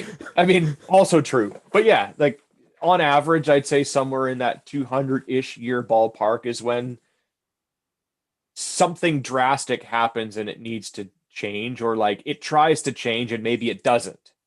So you're saying America's due? Yeah, which is kind of what I said earlier when you're gone, that like that's kind of why it's going weird down there and it's getting kind of weird up here because we're also kind of we're on the earlier side of that, but like approaching that milestone. Well, and I again, like where do you judge that from? Because are we talking about like the founding of the country? Because that's Yes. in our well, so in America's case, 1776 is a very cut and dry. They Yeah. had a revolution and changed how they governed themselves. They Yeah. didn't change how they govern themselves in a particularly meaningful way, but they changed their system of government. Yeah. Right. So I mean, like, so there's that's kind of a problem. But like, let's say like 1776 in America, pretty defined. Yeah. An Okay, so like the exact date. founding It is doesn't get any clearer of the date that right. that thing. Yeah. Canada, not so much because like there's the vague like pioneering Well, yeah, but I French mean, there's a like the settlements. bulk of the provinces formed some sort of semblance of unity on a particular date, and then some people Right. So if you joined say later. confederation, I mean that's a fairly, but again, like a confederation is not really. We didn't have like a defined change of government.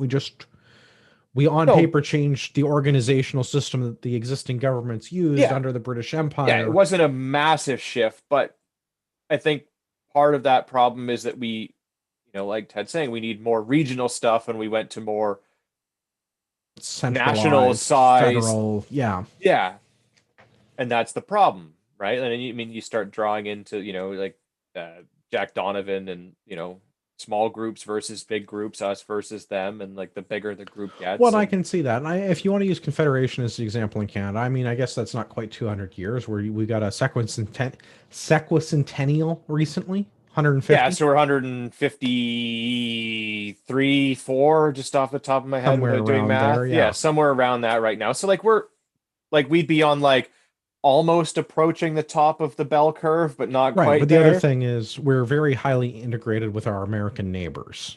which speeds that up. So if they're gonna go through some shit, we're gonna go through some shit, and like, Right.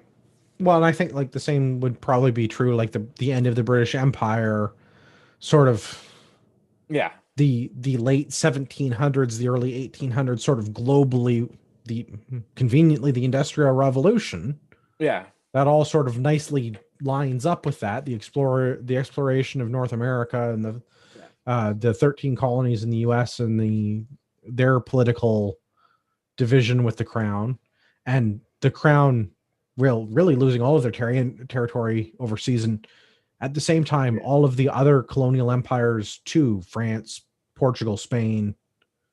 Yeah. I don't know if I want to go as far as to say that the Netherlands, but I mean they had a lot of overseas colony. I don't know if I'm going to call the Dutch an empire, half of an Well, empire. it's half an empire. Yeah,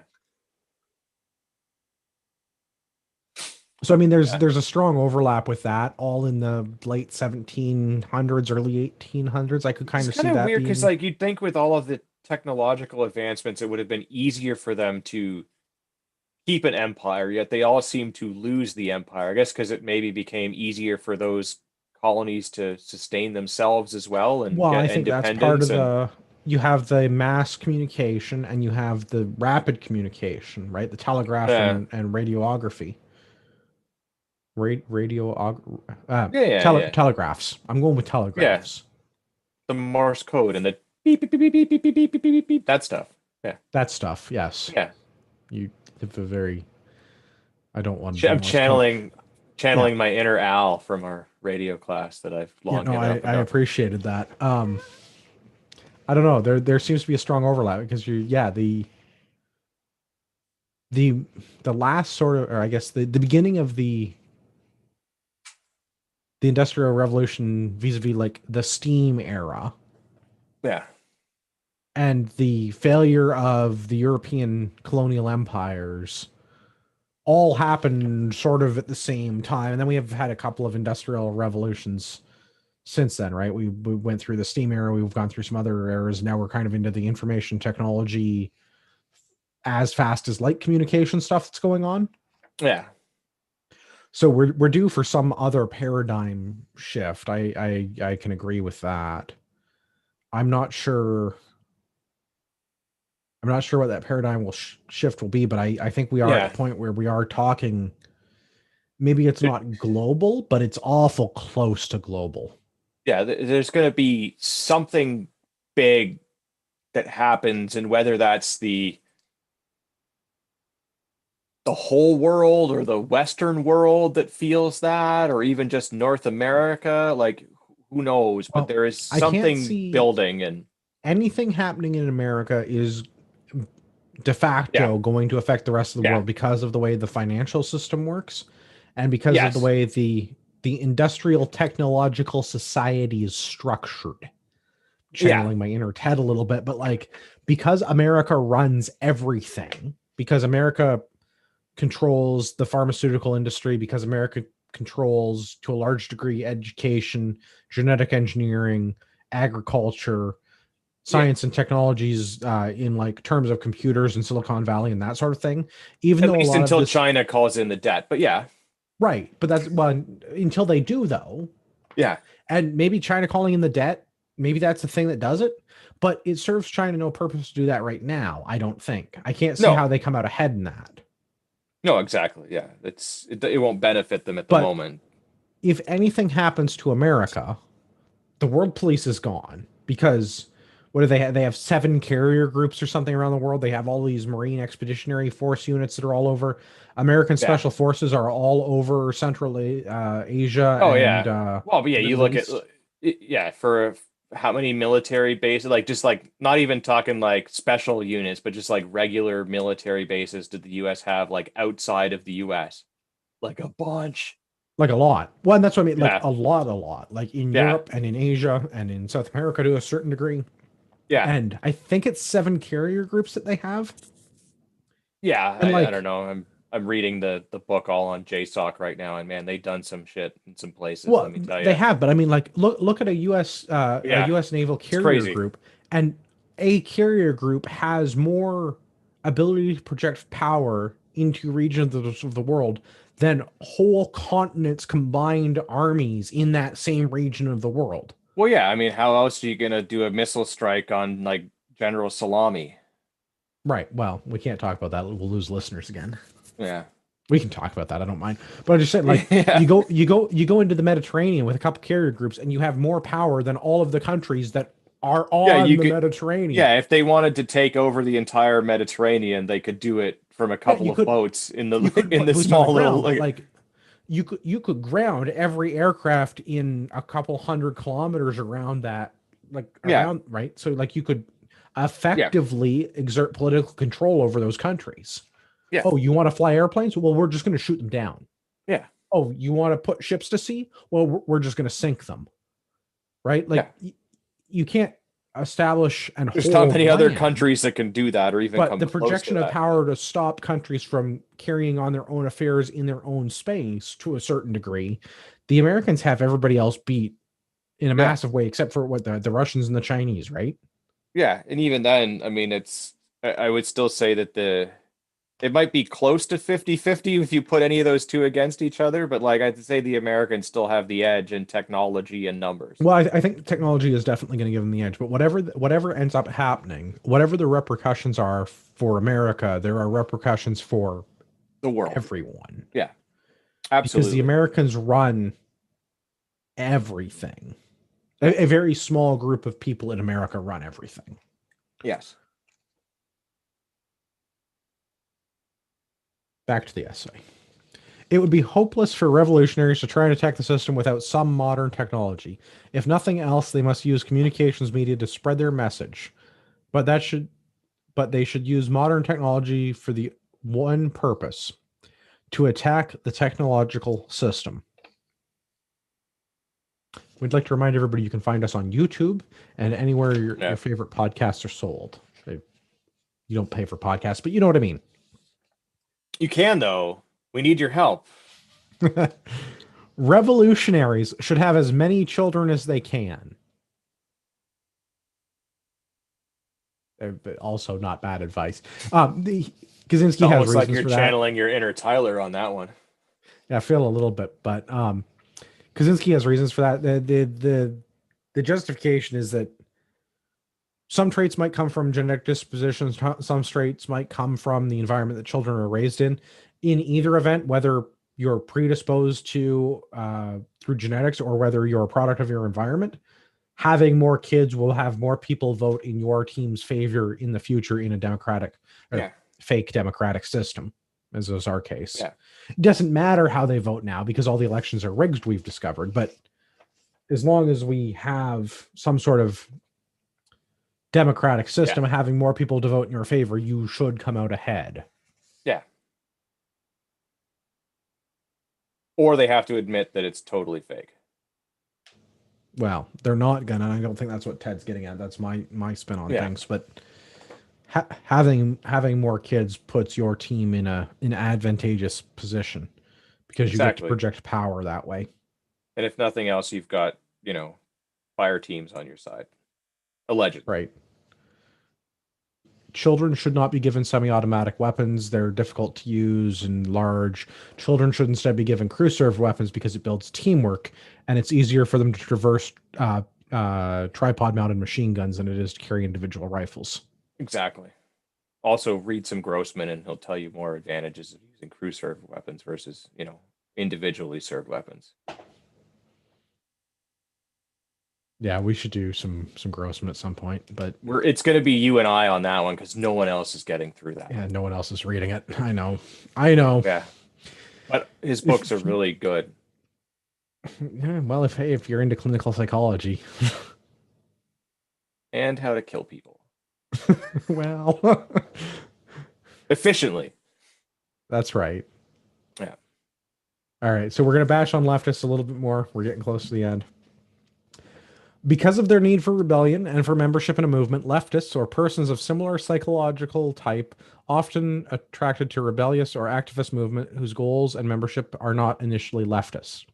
The resulting Tifa. influx Sorry, I got a little tickle in my throat. The resulting influx of leftist types can easily turn a non-leftist movement into a leftist one. So the leftist goals replace or distort the original goals of the movement. To avoid this, a movement that exalts nature and opposes technology must make resolutely anti-leftist stance and must avoid all collaboration with leftists. Leftism is, in the long run, inconsistent with wild nature, with human freedom, and with the elimination of modern technology. Leftism is collectivist. It seeks to bind together the entire world, both nature and the human race, into a unified whole. Above all, leftism is driven by the need for power, and the leftist seeks power on a collective basis through identification with mass movement or organization. Leftism is unlikely to ever give up technology because technology is too valuable a source of collective power. Some leftists may oppose technology, but they will only oppose it so long as they are outsiders and the technological system is controlled by non-leftists. If leftism ever becomes dominant in society so that technological system becomes a tool in the hands of leftists, they will enthusiastically use it and promote its growth. In doing this, they will be repeating a pattern that leftism has shown again and again in the past. When the Bolsheviks in Russia were outsiders, they vigorously opposed censorship and the secret police. They advocated self-determination for ethnic minorities and so on. But as soon as they came to power themselves, they imposed a tighter censorship and created more ruthless secret police than any that had existed under the Tsars. And they opposed ethnic minorities at least as much as the Tsars has done. In the United States, a couple of decades ago, when leftists were a minority in our universities, leftist professors were vigorous proponents of academic freedom. But today, in our universities where leftists have become dominant, they have shown themselves ready to take away everyone else's academic freedom. This is political correctness. The same will happen with leftists and technology. They will use it to oppress everyone else if they ever get it under their own control. Leftism is a totalitarian force. Wherever leftism is in a position of power, it tends to invade every private corner and force every thought into leftist mold. In part, this is because of the quasi-religious nature of leftism. Everything contrary to leftist beliefs is sin. More importantly, leftism is a totalitarian force because the leftists strive for power. We see that in lots of cases too, the whole bigot, racism, misogyny. Yeah. You have to agree with everything I say. Freedom of choice for everybody, but if you don't agree with me, you're a bigot. Yeah, you need to be more tolerant. Screw you for having a slightly different opinion. Straight white man with your opinions. You need to conform to the group ideology. Yeah. Originally, I planned to talk a little bit about the true believer stuff. Suffice to say that there might be over-socialized leftists that are true believers. Freedom Club, Kaczynski doesn't know how to deal with them. He doesn't propose a solution for how to solve the true believer problem. I mean, I think he kind of... Well, I mean, letter bombs, but aside from that... but yeah, not a practical solution, if you will. I will. Okay.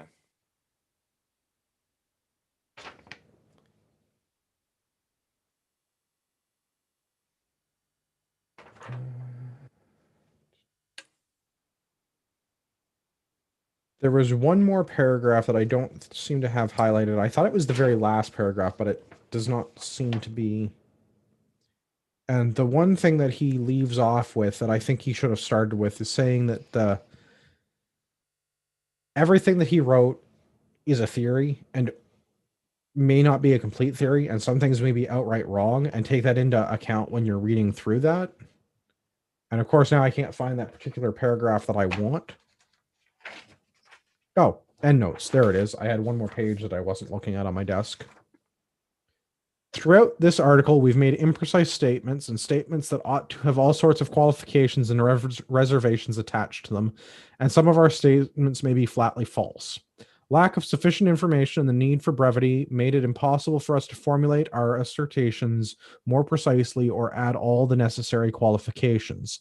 And of course, in a discussion of this kind, we must rely heavily on intuitive judgment, and that can sometimes be wrong. So we don't claim that this article expresses more than a crude approximation of the truth. I mean, That really, you should read the last couple of paragraphs, the final note section, paragraphs 231, 232, before reading the whole thing, in my opinion. well, yeah, I understand why it's structured this way, but like just as a writing style yeah, thing, but I mean, that should be like on the the fact that he even acknowledges that means that this whole work is far more factual than anything that the news puts out right now. Oh, absolutely. Well, but the new $600 I mean, million dollars to suck the yeah, prime minister's, micro penis, yeah, allegedly. yeah, it's a serious condition. Um, but yeah, at least he acknowledges that like he's got some bias, and it's possible that he maybe got it wrong. No, more than possible. He says it's entirely possible. It's entirely probable that he got it all wrong. Yeah, Some things may be flatly false. which, I mean, for a guy with a massive brain, is probably like taking some a hit on his ego to even admit that that's possible. Nah, man. But I don't think His he has ego an is so in ego. check. Yeah, Oh, his yeah, I ego don't is think so he in even check. has an ego. Yeah, It's like, this is what I think. Take it or leave yeah, it. yeah. Most of this stuff, I have criticisms about some of the stylist. Okay, I have criticisms about a lot of the stylistic stuff. Although as an aside, endnotes versus footnotes. Endnotes every day, baby. Give me, or no, wait, I have that wrong. Footnotes. Give me footnotes all the time. I don't want to keep turning to the back. I'm reading Yeah. Handful of Hard Men If right now, which is if there's an aside, I want it at the yeah, bottom of the page. bottom of the page. Give me a footnote, because I'm reading A Handful of Hard Men right now, which is not at all homoerotic, despite what you might get from the title. Except for that volleyball scene, but like Oh, that's that Top Gun. happens. That's a different film. Oh, right, right. A Handful of Hard Men is the SAS in Rhodesia in the 70s, but it's all endnotes, Shorts. I got confused. and it's I mean, who doesn't? The endnotes, just like, because there's like an endnote on not every page, but there's frequent endnotes, and it's like I'm constantly flipping to the back of the book to read the endnotes, and sometimes it's a citation, and sometimes it's a clarification, and I don't care when it's a citation, but when it's a clarification about an idea, I don't want that at the back of the book, just because, again, that's like a stylistic thing. I just give me footnotes, man. Just give me footnotes. Yeah, I'm with you. I mean, it's nice if you have it like an appendix or a glossary at the back of the book for certain things, like if it's relevant to have that, where it's like, okay, if I really don't understand this thing, I can flip to the back of the book to do that. But if it's like just in case you don't get this, here's the little footnote like at the bottom. The footnotes on propaganda were, again, some of my favorite parts of the whole essay are those footnotes on propaganda. Like, because there's a bunch of stuff in here. Yeah, maybe it's wrong, but it seems right to me. I don't have an IQ of 170, but it seems right to me. I mean, there's also other stuff I disagree with, like, this wouldn't have gotten any sort of critical attention had you not blown people up. I maybe would not have gotten the level of attention, but yeah, like it would have been one thing if he had tried to get the message out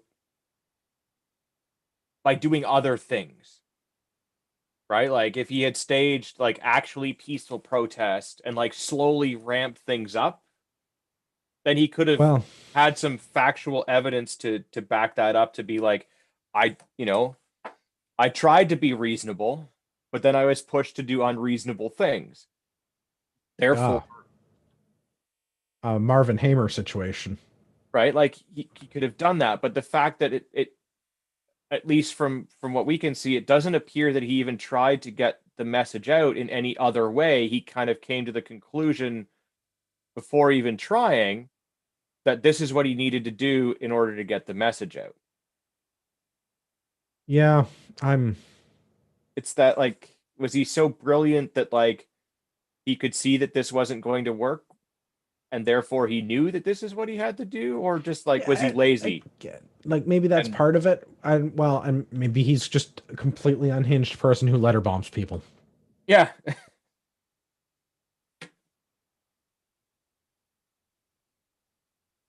also possible because I mean, Hell of an essay, though.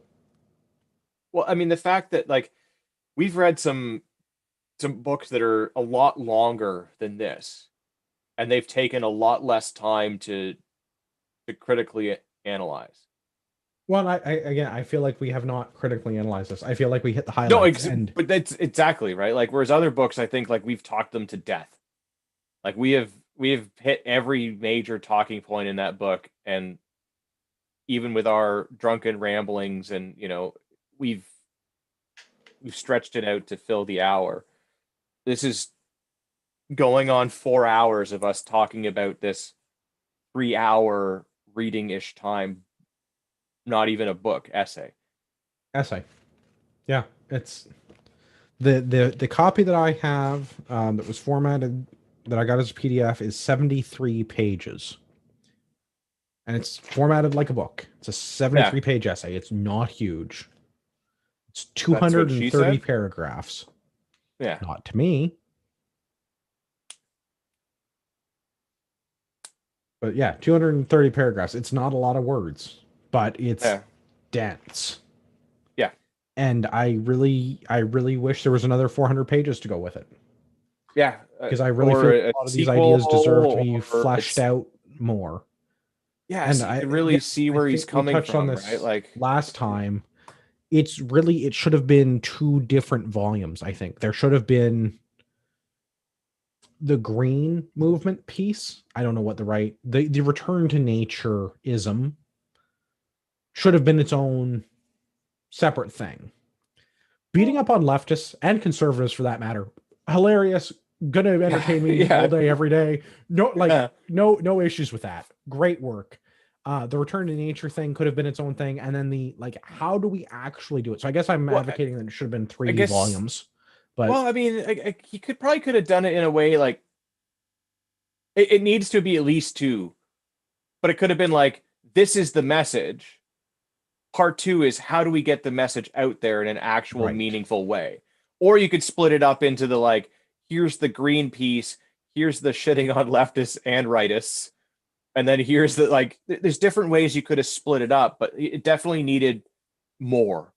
It needed to be I at like I least said, I would have liked another 400 pages. yeah, it needs to be at least double what it was in order to get the full picture, to flush out some things and My explain some ideas. And my criticism would be if it were longer, that this writing style does not sufficiently appeal to anyone.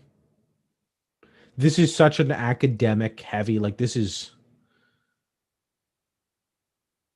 a highly academic essay, and it yeah, changes its prose between a very formal and very informal style, and it really needs to be edited by someone who writes well, and I think to be if it was taken seriously, it would have been.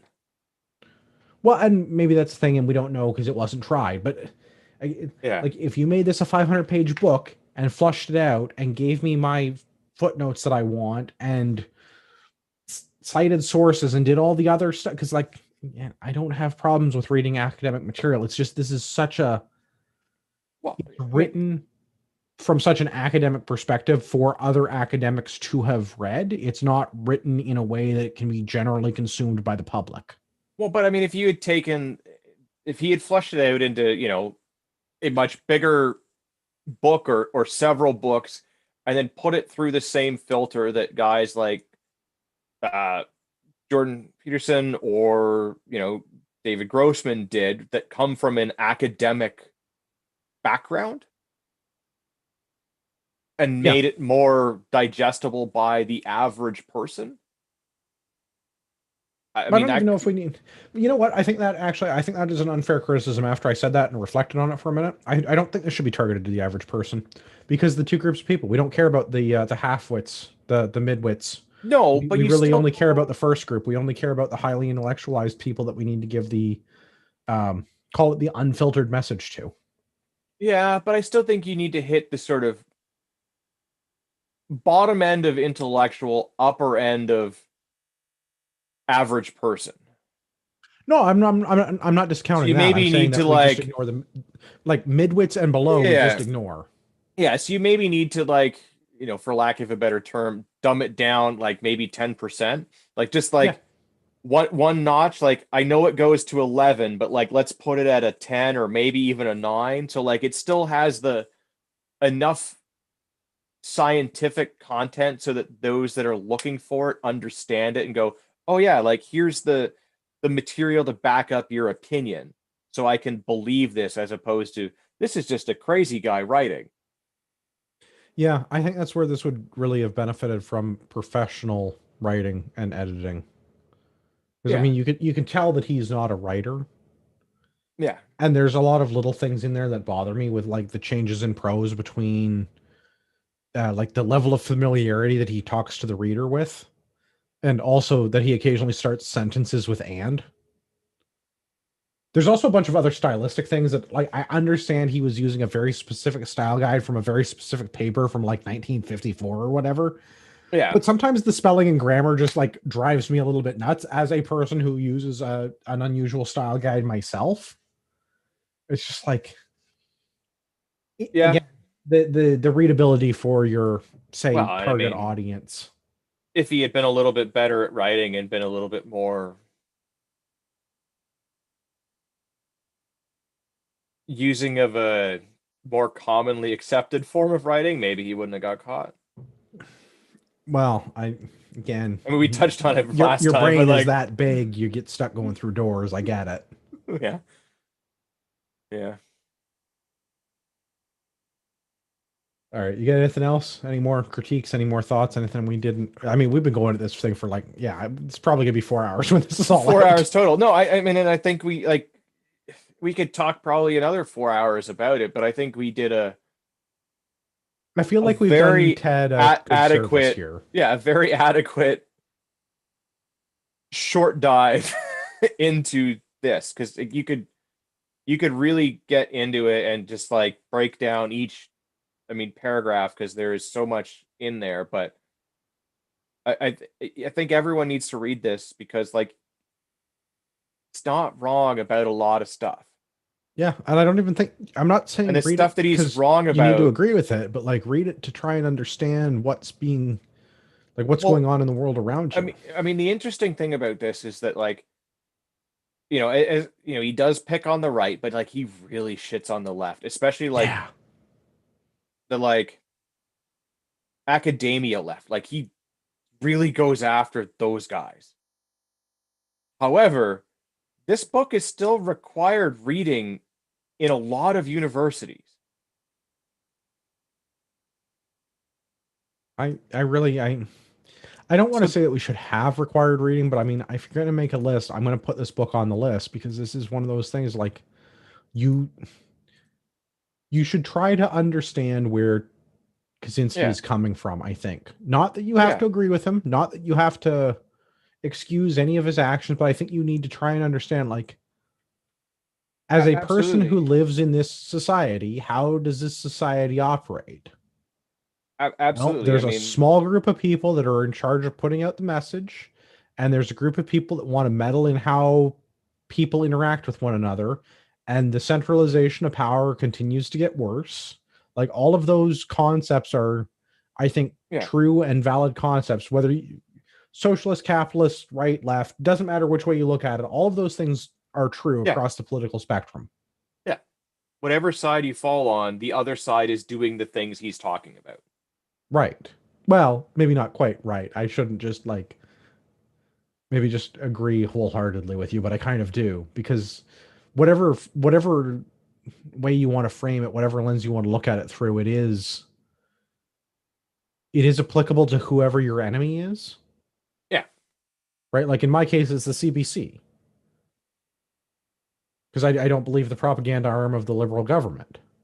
I don't yeah, believe the liberal government, but like all the things all the things that are being explained here, the centralization of power, the destruction of community, all of those things I think are things that we can all agree are going on. Yep.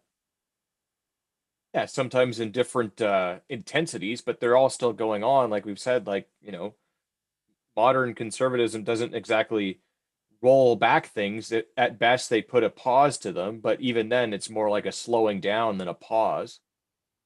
Yeah, I would say generally, but yeah, the same thing. Like all of the over So, socialized leftist stuff is all bang on. If you want to yeah, criticize the left, there's a lot of great things in there. If you want to criticize conservatives, there's still a couple of good yeah, things in there. yeah. He And, doesn't I pick mean, on them as much, but I want to criticize a lot of people because that's yeah, what we do. yeah. I mean, we've gotten a bad rap at times for only picking on one side, but I think we're equally critical of both sides and hate both sides when Well, appropriate. I mean, in our we have defense, agreed with the NDP at times. I know, and the Greens, and every time I'm like super confused about it, but it does happen. Yeah, well, just like I agreed with Marx the other day, right? Like, I don't think that you should give up your guns and ammo. He said that. Uh, I agree with it. So here I am agreeing with Marx. yeah, Weird. I broken feel clock dirty. being right. Yeah, I feel dirty, but here I am. Yeah. Well, this has been weird. Yeah. Tune in next month. Well, I guess later this month, the April book. Last Monday in April. Last Monday of the month is always book club. Last Monday in April is going to be. I am going to butcher the last name. Chuck Palahniuk. Yeah, close enough. Close enough. Fight Club. We're doing Fight Club. I Yeah. mean, forget I said anything. Yeah. We're not doing anything. We're Making not soap. doing any. Yeah. Yes, that's right. If you need to buy some soap, use our affiliate link. Go on Amazon. If you're going to show up, you need a black sweater, black pants, and a pair of shoes. Yeah. And you might be waiting on our doorstep for a couple of days. If you are doing books or anything else on Amazon, if you are using Amazon, I would appreciate it if you use our affiliate link. We get a little commission when you buy stuff. It doesn't have to be stuff that we have linked. It just like you hit our link and then you go to do your shopping on Amazon. We get a couple of bucks. Yeah. Depending on what the item is, there's a little commission for us, which is Yeah. helpful. Doesn't cost you anything else. Nope. So And it helps us pay if for things, anything, which is, it screws over the Amazon ever so slightly I mean, because yeah, and that's kind of my thing. Like, is if you're going to use Amazon, because yeah. I am constantly in this dilemma of, do we cancel Amazon? Well, But how no, else can I because get the things that I need in the time that I need them? well, it's not even the. I, I feel like I have a relatively low time preference, and part of that I think is being a firearms owner because you just have to be like, you have to understand that owning firearms and reloading for firearms and doing all of the firearms related things, shit's just slow in this industry. Yeah. Unless There's you a order it from limited, Ragnarok Tactical. well, yeah, but again, like even Their service as is a fire. business, Yeah. as a business though, well, and apologies, I had an order last week that I forgot to ship for like 3 days. I went and logged in because I had another order and I was like, didn't I ship that? And I was like, oh no, I missed one. Whoops. Still So faster than 90% sorry of the other about that, guys. businesses. Well, no, but that's my thing. Like, so even as a business in the firearms industry, and I mean, we don't do actual firearms, but we're industry adjacent. Um, Yeah. I had to wait like 4 months to get tourniquets because they weren't here. We just couldn't get them. Yeah. Right? There's not anybody's fault. It's just like everybody's giving you the Rona supply chain excuse. We can't get ammo now for guns because the Americans are buying it faster than they're making it. So we just can't get ammo. So 9 mils, what, like 9 mils, like $40 a box now or some bullshit. Don't even get me started on 223. Not that we have Right, any but guns that's to shoot that. yeah, Ruger ranch rifles. Ruger Yeah. ranch rifles for all. Yeah. No, but that's what like so like you have to accept this as a firearms owner. Like if you want guns and gear and reloading components and stuff, like Yeah. It's going to take some you time. can want it now, but like shit's generally not on Amazon. You're not getting it Prime, and most gun store shipping policy is terrible. So Yeah. there are exceptions to that. There are places that ship quickly, but generally a lot Yeah. of stuff is not in stock. A lot of stuff is special order. A lot of stuff is backlogged. A lot of stuff is like sells out as soon as it comes in. So you deal with it. Yeah, standby to standby. Oh, Spencer ordered something from Spencer on YouTube says he ordered something from us and it shipped that day. And that is the level of service that I try to get to, although I will readily admit that I don't always make same day shipments. I try. If I can get it out before the post office closes that day, I try to get it. But there are occasions where I forget or I can't get at the post office, or my wife and I have both thought we shipped something and something's been sitting on the kitchen counter for like 4 days. That's happened. It's just the nature of things. It's not an excuse. It's just unfortunate reality. I'd ship everything every like same day if I could. It just isn't always feasible. But yeah, this is but just my complaining about Amazon, I guess. If you can divest yourself from these giant corporate oligarchies, yeah, absolutely. But like If in you my can't, case, well, like use my our diaper affiliate examples. link. Yeah. Well, I know we've gotten hate mail about the diapers thing, right? And the diapers is a great example. Well, Like, does it technically, we matter? didn't. Right. Indirectly. Point. Indirect. We were CC'd on hate mail. Yeah. Is it hate mail if they don't send it to you? I don't know how that works. Disdain mail. They didn't even have the. No, disdain mail is what we sent. But yeah, like take the diapers for example. Does it matter where I buy my diapers from? Because like, yeah, they're like, I don't agree with Johnson's and Johnson's business practices, but like they make the best diapers. So what do you do? Like, there's only like 6 companies in the country that make diaper, not even in the country. There's like 6 companies in the country that distribute diapers. Yeah. And if they're all terrible, then and that's the thing is like there's some that are like kind of not great and some that are okay. And like we found ones that work well for us. But I get a discount if I buy them on Amazon. Yeah. And we get unlimited photo storage and Amazon video service thingy that my wife watches as a bonus. Yeah. So does it really? I mean, I guess if everybody quit Amazon, it would make a difference. But like, where I buy my diapers, does that matter? On the plus side, Amazon wasn't airing cuties, so like that's a plus in their books. Yeah, but I don't know. I disagree with a lot of their other stuff, and the whole Amazon Web Services thing, how they're effectively taking over the internet, and now they're putting the Amazon Web Services guy in charge of the rest of the business because Bezos is retiring or stepping down or whatever. Amazon Web Services really bothers me because like they effectively can kick anything off the internet because the whole internet at this point, any major large scale cloud application effectively uses AWS, and there is no other competition in that space, or like very limited competition in that space for cloud services. So where do you host your shit if it's not in AWS, or if it's not you, like some third party that you use for your stuff? Yeah. So stay tuned for a couple of months from now when Canadian Patriot Podcast has its own dial-in BBS system going back old school that we just host ourselves on a 486 computer in Andrew's garage. Yeah, I mean, it might come to that. I don't know I feel like they're gonna have a hard time getting rid of the podcast because podcasts are set up in a very archaic way technologically with the whole RSS feed thing. So I feel like even if we got booted off one service, it's easy to go to another service. And even if we get booted off that, I could still I really could probably run a web server off of a shitty old computer in my garage and produce the necessary feeds. And we keep getting taken down, but then it just becomes a game of whack-a-mole. Yeah. Because you just put it up again. And until you Michael, I kind of want that to happen as much as a pain in the butt it would be. But I don't have that kind of free time. That's why we have interns.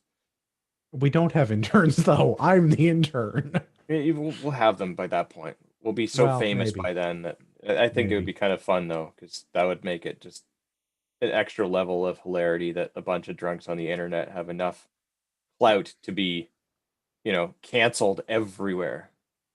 I think it would be fun. I don't know.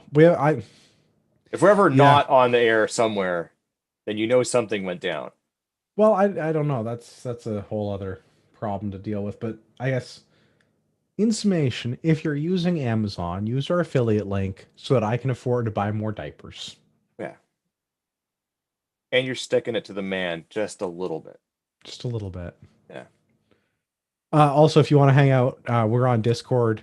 Other Andrew is on Discord all the time because I guess despite being a new dad, he doesn't have any other hobbies. I, however, am on Discord like every couple of days and read through the comments and Yeah, I'm occasionally like a respond. once a week. I'm trying to get better at it. But Yeah, I kicked the I shouldn't say I kicked the social media habit, but I mean like I was banned from Facebook and that really that really changed how much time I spend on social media. And I have other things to do yeah, like than read argue books. with people on Discord. Why, yeah, I do read a lot of books and I have a business to run and I have a day job to do and I have a child to raise. So there's lots of other things to occupy me Yeah, with. and beer to be drank. Yeah, Oh, and beer to make. We should make some beer. yeah, and our second batch of mead. We should make some mead. We should stop boring people though. We should let everybody go. Gavin, where can everybody find you on the internet? You can find me on the Instagrams, UrbexGTA, all one word. I mentioned it before. If you're looking for first aid supplies, for tactical accessories, things like that, check us out. RagnarOkTactical.ca, $10 domestic shipping on everything that we have. The website says it's in stock, then it's probably in stock, and it'll probably ship to you, well, as soon as I can. Probably that day, maybe later. We'll see. Take that gamble, see what happens. 60% of the time we ship every time. Well, okay, so I've never not shipped anything. I've misshipped stuff. I've had stuff shipped short. I've had stuff misshipped, wrong color, that sort of like packing order kind of problems, because that all come human error is a bitch, man. Yeah. But like I've never not shipped anything to somebody. Well, there you And go. usually I've noticed and apologized and contacted the person and tried to make amends in some way. The advantage of running your own business is like if you screw up, you can just be like, yeah, sorry, I fucked up. Can I give you a refund? You keep your shit. I just like Yeah. I want to try and fix it. Like it's not like when you screw up at a massive company and you have to go through like 3 levels of management to issue somebody a refund. Well, no one's gonna fire you. Well, that's yeah, I show up anyway. I can Not that drink those at work, things nobody happen. Yeah. cares. Not that those things happen often with us, but No, just in but case. You're yeah, covered. I have an Don't in with worry. the boss. Yeah. For all of our listeners out there in podcast land, I'd like to remind you. Oh, I can't find the Technology sucks. page. I was going to read that first line again, but I can't find it. Oh, it's in there somewhere. Something about being a disaster for the human race. Sums up the show.